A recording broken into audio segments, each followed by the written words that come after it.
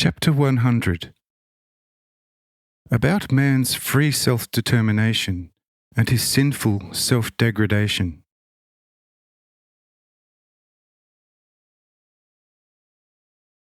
Hearing this, Cyrenius is overwhelmed by the greatest awe.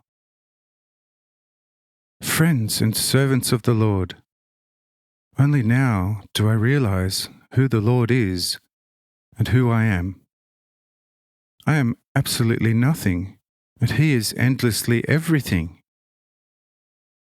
I only do not understand our human audacity, which makes us speak with Him as if with our own kind. Say the two angels. He wants it to be like that, for the children have from eternity the right to speak to the Father to their heart's content. Therefore, do not ask about silly things and circumstances, for it is not your responsibility that you are a human being, but solely His who created you the way you are, out of Himself, not depending on anybody's counsel, but His very own. And how could He have asked anyone else but Himself, since before Him there was no being in the whole of infinity? Therefore, if you speak with Him as if with your own kind, you do the right thing, for God has no one except Himself with whom He could speak. But His created beings that are out of Him have been given the freedom so that they can now speak with God, and God with them, like one man with another. And thus it is quite in order for you to speak with Him like with your own kind. For the created being is worthy of its Creator, and the Creator of His created being. Every created being is witness to God's omnipotence, wisdom, and love, and without His power, no ever so mighty spirit is capable of creating anything, which can be done only by God. But since every created being is a witness to the divine omnipotence, wisdom, and love, how should it then not be worthy of its Creator? Do you understand this?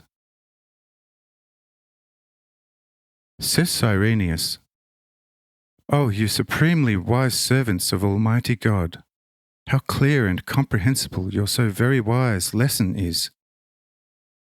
Yes, it is indeed so. Man must truly not be ashamed of that which is, for he is the Creator's truest masterpiece, provided he lives according to the freely recognized will of God. I think he corrupts thereby, and can no longer correspond to what he originally was and is meant to be and remain forever. And so sin must be an act contrary to God's original order, by which act man, as himself creator of his to-be-developed nature, which is to become similar to God's, corrupts himself, thereby rendering himself unworthy of being a created being of the eternal, Almighty Master. Say the angels, there you are quite right. Every human being remains God's worthy masterpiece as far as his form, usefulness, ability, and living freedom are concerned. So to say, purely a machine for a free and living expression of the Spirit. But as concerns the moral development of his heart and soul, which necessarily has to be left to him, he can degrade himself to a hellish monster, thereby committing the greatest sin, because he has within and through himself transformed God's greatest masterpiece into a wretched bungle, whereupon it costs God Himself much effort and incalculable patience until the spoilt work becomes once more a masterpiece.